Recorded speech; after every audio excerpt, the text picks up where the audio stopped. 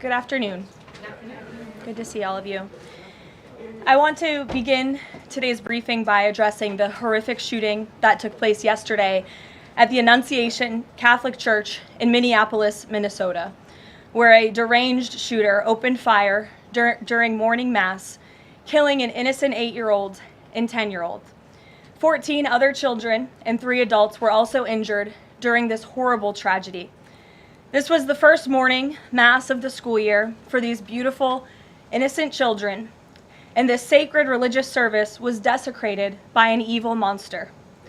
We are all eternally grateful to the heroic law enforcement officers and first responders whose courage and swift response aided all of those impacted by this horrible tragedy. As Director Kash Patel confirmed yesterday, the FBI is currently investigating this shooting as an act of domestic terrorism and a hate crime targeting Catholics. President Trump signed a proclamation yesterday following his call with the governor of Minnesota, Tim Walz, acknowledging the victims and their families and directing flags to be flown at half-mast. President Trump and the First Lady encouraged the entire nation to join all of us in praying for the victims and their families as they face unimaginable grief and loss. The White House and the FBI will continue to provide further updates as they become available. I also have a quick scheduling announcement for you today. The President will travel to New York City on September 22nd to address the United Nations General Assembly on Tuesday, September 23rd. On another matter, as Americans make their Labor Day weekend travel plans, they will be able to enjoy 5-year low gas prices thanks to President Trump fully unleashing American energy dominance. President Trump ended Joe Biden's Green New Scam policies and is delivering on his promise to make America affordable again. These savings at the pump are giving everyday American families more room in their budgets at the end of each month, which is the exact opposite of what we saw under the previous administration. And as we commemorate Labor Day this year, we finally have a president who fights and delivers for the American worker every single day. President Trump believes that American workers are the heart and soul of our economy and our national identity, which is why he's championed an agenda that puts them first always. For decades, the hardworking men and women of our country who built the greatest nation in world history were sold out by selfish, greedy, short-sighted globalists who put our country on a path to economic and cultural ruin. They hollowed out our factories and towns and betrayed the American working class by shipping jobs overseas and importing millions of low-wage migrants to replace American workers. Under President Trump, this national disgrace is over. American workers are, once again, being put at the center of national trade policy, and the dignity of American labor is being defended. As a result, President Trump has already brought in nearly $10 trillion in new private and foreign investments so that the top businesses in the world can create high-paying jobs in America and hire American workers to fill them. In fact, since President Trump took office, the economy has added more than 500,000 new jobs to the workforce. In a stark reversal from the Biden administration, all of that job creation has been driven by private sector growth, and all employment gains have gone to native-born Americans. Wages for blue-collar workers are now rising at the fastest rate in the past 60 years. And the average American worker has already seen a $500 wage increase this year alone. Thanks to the largest middle tax cuts ever signed into law by President Trump, with no tax on tips, no tax on overtime, no tax on Social Security, Americans in all 50 states will keep more of their hard-earned money. The average American taxpayer will see a tax cut of nearly $4,000 because of these pro-growth provisions, according to analysis from the Nonpartisan Tax Foundation. In other news, President Trump continues to deliver on his promise to restore law and order to our nation's capital. Since President Trump's intervention, there have been more than 1,283 arrests right here in the District of Columbia. Total crime in D.C. is down 19%, and violent crime is down 30%. Carjackings in the district are down 67%. Homicides are down 57%. Robberies are down 40%. Motor vehicle thefts are down 32%. And assaults with dangerous weapons are down 23%. And property crime is down 18%. These numbers prove the president's bold actions to make D.C. safe and beautiful again are working, just like he said they would. And that's why on Monday, the president took additional action to sign an executive order taking steps to ensure that cashless bail in Washington, D.C. is eliminated. For too long, D.C.'s reckless cashless bail policies have allowed dangerous criminals to be quickly released, which endangers everyone who lives in and visits our wonderful capital. No cash bail has also foolishly forced law enforcement to repeatedly arrest the same offenders over and over again, only for them to be released back into our nation's capital. This is the definition of insanity, and the president is seeking to end it. He also signed a separate executive order addressing the crime emergency in D.C. by instructing the National Park Service to hire additional United States Park Police officers to support public safety, and directing the U.S. Attorney's Office for D.C. to hire additional prosecutors to focus solely on violent and property crimes. So while liberal Democrats across the country continue to double down on their failed soft-on-crime approach, the American people, including local D.C. leadership, business owners, and residents, are rallying behind President Trump's crime crackdown. According to new polling, 81% of Americans say crime is a major problem in large cities across the country. And a clear majority of Americans believe the president's actions are justified and necessary to reduce crime in these cities. Indu Bhatia, who runs a liquor store a half mile from the White House here just down the street, is one of those Americans who are grateful for President Trump's public safety push. Indu recently told the New York Post that her store was robbed so many times that they had to spend exorbitant sums of money on security, jeopardizing her family's financial future. But thanks to President Trump's strong action, Indu said, quote, "All of my employees, including me, we feel much safer, and even our customers feel really happy when they walk into our store." And just yesterday, Washington, D.C. Mayor Muriel Bowser credited President Trump for surging federal law enforcement personnel and said neighborhoods, quote, "feel and are much safer." We thank Mayor Bowser for her cooperation and her willingness to help us make D.C. safe and beautiful. This entire effort has vindicated what President Trump and law and order advocates have been saying for years, and this is our message to Americans in Democrat-run cities nationwide. Decline is a choice. You don't have to live in constant fear of being robbed, raped, or murdered. Your leaders are lying to you, and they have been failing you for decades. The President Trump approach of upholding law and order by letting our brave men and women in blue actually do their jobs to aggressively fight crime works. In just a few weeks, President Trump has done more for D.C. residents than Democrats did in 50 years. And this can be replicated in other crime-ridden cities across the nation. As President Trump has said, all of these elected officials in charge have to do is pick up the phone and ask for the president and the federal government's help. President Trump doesn't care if they are a Republican or a Democrat leader. He wants Americans to be safe and for every law-abiding American citizen across the country to be able to thrive in their city and in their community.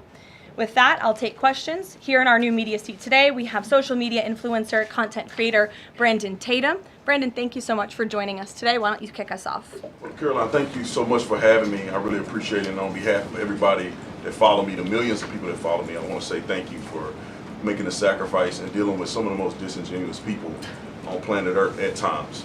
I have two questions. The first question is associated with the shooting that occurred the other day. And I want to ask the question of, we know that it's not a gun thing. Any rational person knows it's not a gun thing. We know it's a mental health issue. So I want to know from you, what is President Trump and the White House going to do to address mental health issues around the country associated with these shootings? And the second thing is Chicago. You know, anybody with, and I say, with a connected brainstem knows that Chicago's crime is out of control. And young black men are getting killed, laying dead in the middle of the streets every single day in Chicago. No president has addressed any of these issues. And so what is the White House going to do to address issues in their capacity to deal with the conflict and violence in Chicago? Sure.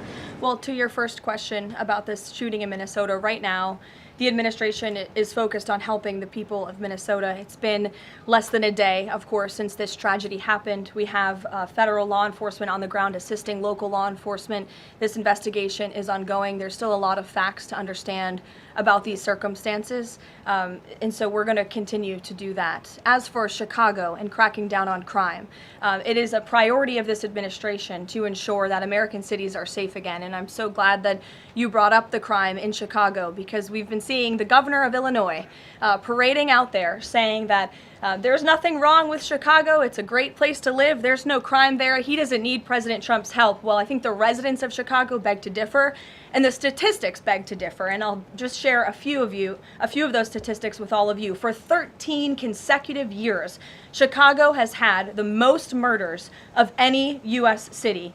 This is J.B. Pritzker's legacy, by the way. For 7 consecutive years, Chicago has had the highest murder rate among U.S. cities with more than 1 million people.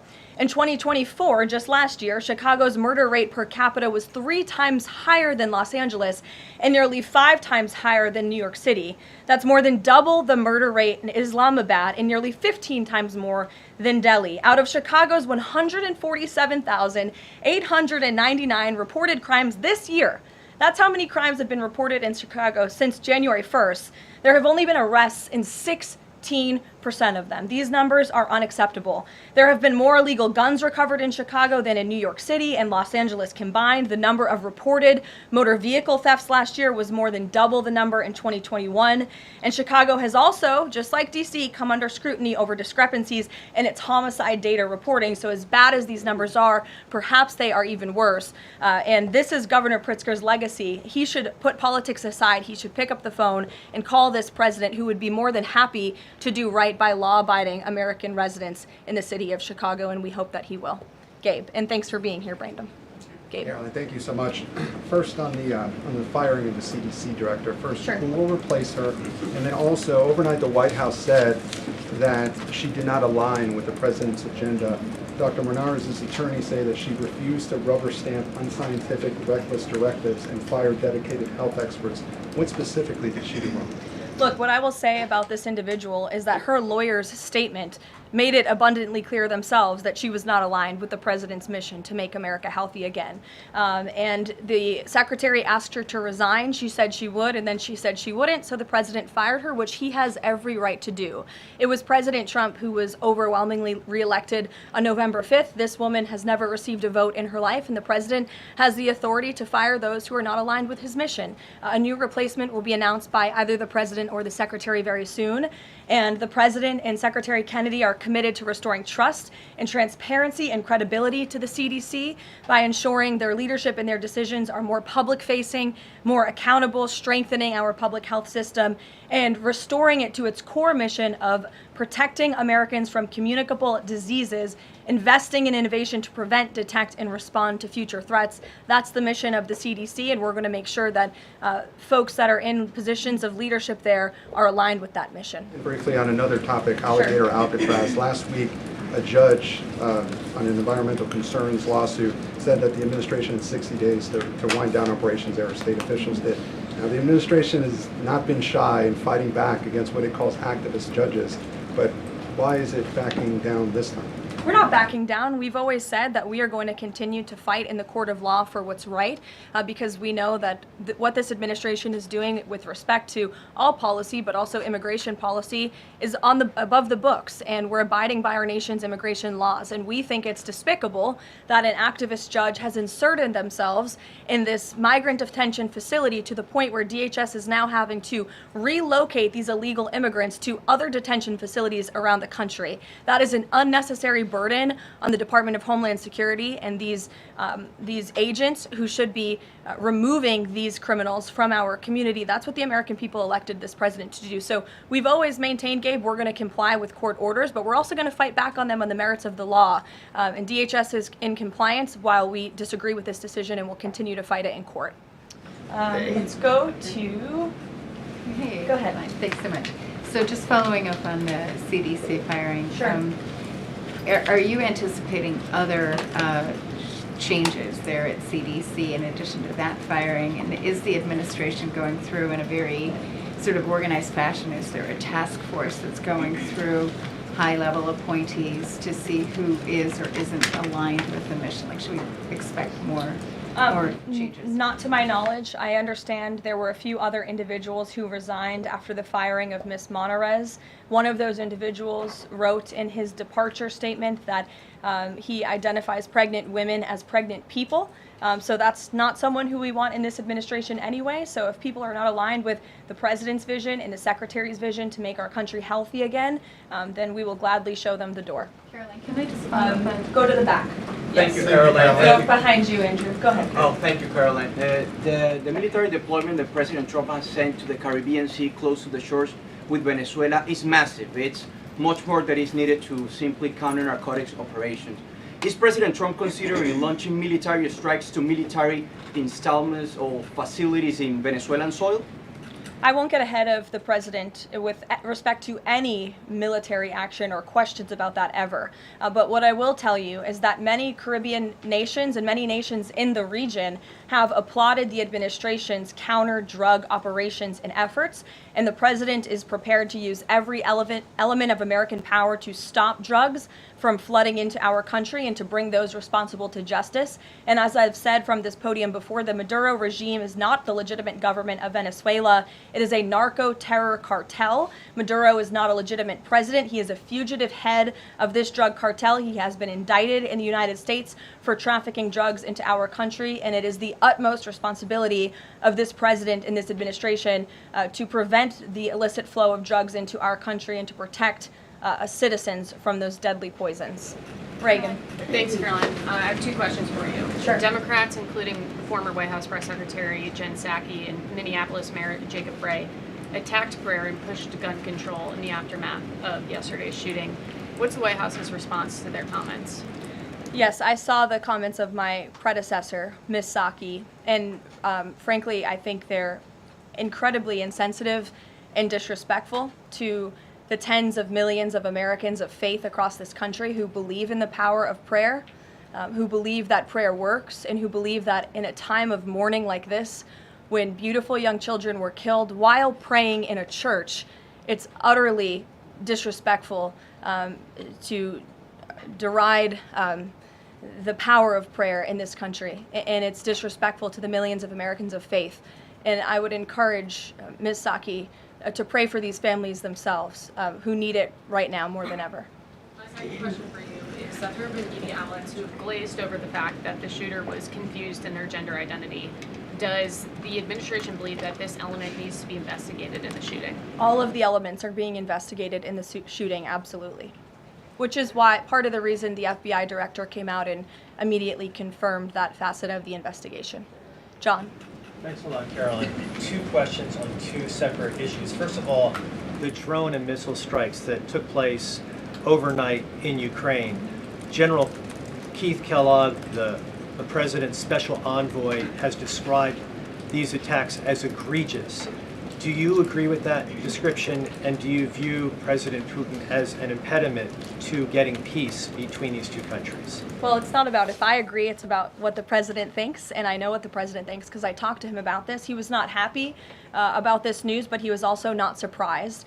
These are two countries that have been at war for a very long time. Russia launched this attack on Kyiv, and likewise, Ukraine recently dealt a blow to Russia's oil refineries. They have taken out, as a matter of fact, 20% of Russia's oil refinery capacity over the course of their attacks throughout the month of August. So the president is continuing to watch this intently, and this killing, unfortunately, will continue as long as the war continues, which is why the president wants it to end. And that's why he's worked harder than anyone to end this war, which would have never started if he were president. But perhaps both sides of this war are not ready to end it themselves. The president wants it to end, but the leaders of these two countries need it to end and want it to end, must want it to end as well. And I think the president will make some additional statements on this later. My second question has to do with, Carrie. I just had one more, if I may. It has to do with the president's intention to remove Lisa Cook as a member of the Federal Reserve Board. He is going or acting upon allegations that have been made by Trump administration official Bill Pulte These are just allegations. She hasn't been convicted yet of any crime. Is the administration opposed to allowing Ms. Cook to have due process, to challenge what has been alleged against her?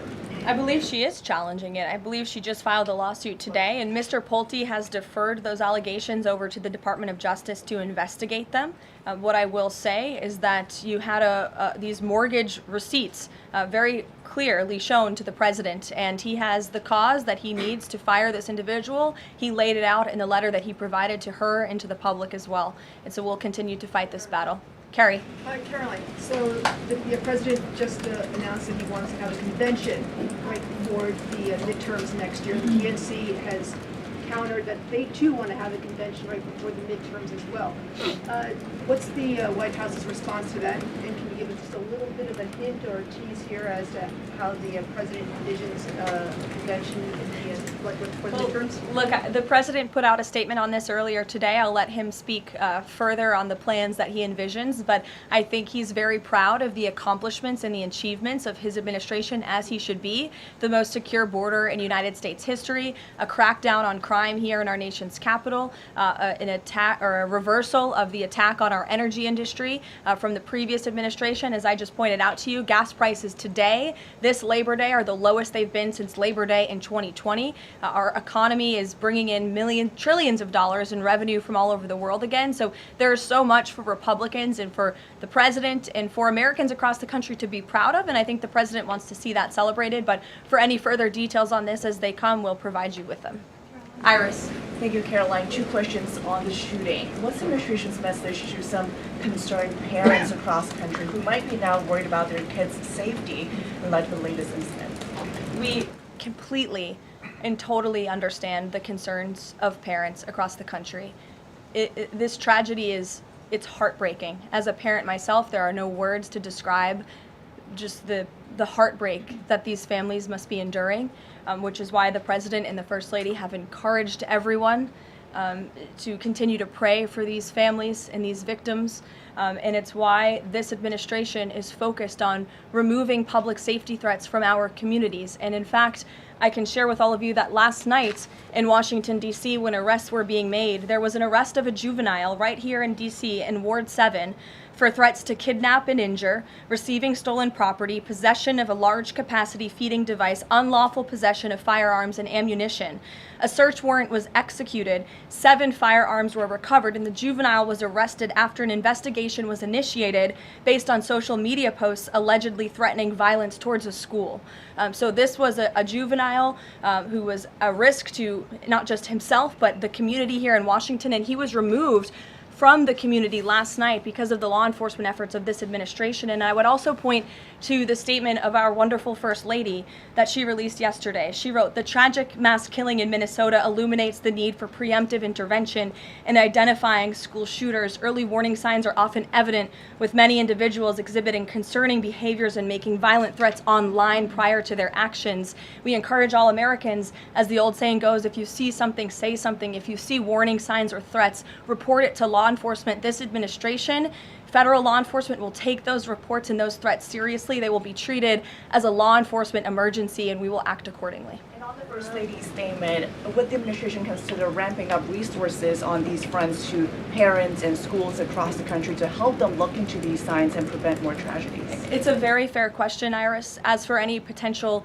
future policy decisions or funding questions, it's just been over 24 hours since this tragedy occurred. Right now, we're focused on the FBI and their investigation and uncovering all the facts, and we'll leave those very important policy discussions to another day. Thank you, Caroline. Go ahead. Megan. I had a question about the Lisa Cook lawsuit that you mentioned. Does the president plan to wait until that lawsuit is resolved to appoint her replacement? I will leave that to the president to make that decision in that announcement himself. Brian. Thank you, Caroline. 2 questions. Bouncing off the CDC, situation at CDC, I'm curious if administration officials are pushing back on the president's agenda, privately, publicly, however, should they fear to lose their jobs going forward? Look, I think if you're doing your job well, and if you are executing on the vision and the promises that the president made to the public who elected him back to this office, then you should have no fear about your job. Just do your job. That's what this president wants to see. He wants to see people solving problems. He wants to see the people who have the privilege of serving the American taxpayer and the federal government abiding by the wishes of the American taxpayers who overwhelmingly reelected him in this cabinet to make America great again, or in this case, make America healthy again. On the Intel deal, where the U.S. got a stake in that company, there's two things I want to ask about that. The first is, what did the U.S. get back in return for that deal? And the second thing is, what are the future plans for giving any form of money to another company? It could be through the CHIPS Act, like this deal, or some other form of funds. What are the plans there by this White House administration? Well, look, as you know, Brian, very well, because you cover it often, the Intel deal is still being ironed out by the Department of Commerce. The T's are still being crossed, the I's are still being dotted. It's very much still under discussion. But the president's thinking, I can share with you, is certainly to ensure that the United States government is making our country wealthy again and is benefiting from some of these deals. And it's a creative solution. I know it's outside the box thinking, which is uncommon in this city, but it's something that he proposed and something that the Secretary of Commerce is working on putting into action. Mary. Thanks, Caroline. I have a couple questions on the shooting yesterday. The first one, this is the second shooting involving a trans-identifying shooter who specifically targeted Christians and Catholic kids. What kind of consequences do the gender-affirming therapists, doctors, or even the parents of these shooters face after these types of shootings? Well, as for the parents and potential therapists in this case, again, all of that is still currently being investigated by the FBI. I know the Secretary of Health and Human Services this morning said that HHS is investigating perhaps links between some of these drugs and these prescription drugs that some of these minors may be taking and an increase in violence. And obviously we have mental health problems in this country that this administration and Secretary Kennedy will continue to speak out about in the work that we're doing to solve it. Thank you. And just to follow up, I've seen a lot of calls for action, among these lawmakers saying that we shouldn't just be praying. One that I've seen on the right, actually, is calls for the FBI to institute a new class of domestic terrorism that involves trans ideology. Is that something that the administration would support? I would have to check with the appropriate people on that. Daniel. Thank you, Caroline. We saw some new revised economic data come out today showing the U.S. economy grew at a 3.3% clip, largely buoyed by a surge in capex. What's the White House reaction to this, and is this sort of the president's vision beginning to come to life after the Big Beautiful Bill was passed in July? Yes, I mean, look, we did say that once the Big Beautiful Bill was signed into law, we're going to see the effects of this massive pro-growth piece of legislation. As I laid out for you as we head into the Labor Day weekend, there's many positive economic indicators that the American people can be hopeful about. But don't forget, we are reversing 4 years of reckless spending from the previous administration, of slamming regulations down the throats of American business owners and consumers across the country. But the administration is working very hard to unravel all of that and to ensure that small business owners and workers are thriving and that they have more money in their own pockets to spend. Thank you. Thanks so much, Caroline. Back on the CDC, there was reporting that some of the initial problems between RFK and the CDC director stemmed from miscommunications or differences on vaccine policy. So I wonder if you could just say whether or not the president believes that the COVID vaccine should be available to and covered by insurance for all Americans, regardless of age and pre-existing conditions. What I will tell you is that the FDA recently revoked the emergency youth authorizations for 3 COVID vaccinations while simultaneously greenlighting 4 new COVID-19 vaccines with 2025 and 2026 formulas. The reason for the revocation of that emergency youth authorization is because obviously the COVID pandemic and the public health emergency is over. But just to correct the record, because there's been a lot of misinformation on this, the FDA's decision does not affect the availability of COVID vaccines for Americans who want them. We believe in individual choice. That's a promise both the president and the secretary have made, and it's a promise they have now delivered on. Question, if I could, Caroline. Second question, if I could. Sorry. I wonder if you could answer why the president hasn't acknowledged the shooting at CDC headquarters that took place earlier in August, where a police officer was killed, and it was reported that the motivation for the shooting was somebody who was really unhappy with the effects of the COVID vaccine. We absolutely, we're very much aware of that shooting. The Secretary of Health and Human Services put out a statement immediately. He was in touch with the CDC, and he actually traveled to Georgia to assess the situation and to mourn with the people who work in that building there. So. Go ahead. With respect to Labor Day, one of the most underrepresented groups right now are police officers. 30,000 police officers short in America right now. To Brandon's question, 1,300 short in Chicago, 3,000 short in New York, 500 short here in Washington, D.C. What can the White House, what can the President do to help recruitment of police officers? You've done well with the military and Border Patrol. What can be done to get more police officers on the streets of America? Well, the president has certainly been very successful in recruiting federal law enforcement. If you look at the ICE recruitment campaign that was led by he and our Secretary of Homeland Security, we've seen more than, I believe, 130,000 applicants to join ICE, which is just amazing. There's more applicants now than there are jobs to fill, and we're very grateful for that. Clearly, Americans want to serve their communities. They just need a leader who encourages them to do so. So maybe Governor Pritzker should spend less time demonizing the police, more time trying to recruit more police, and more time trying to call the President of the United States to get crime in his city under control. The President wants to allow law enforcement, whether it's state, local, federal, to do their jobs, to arrest criminals, to put them behind bars, and to remove public safety threats from American communities. He'll continue to do that. Thank you, guys.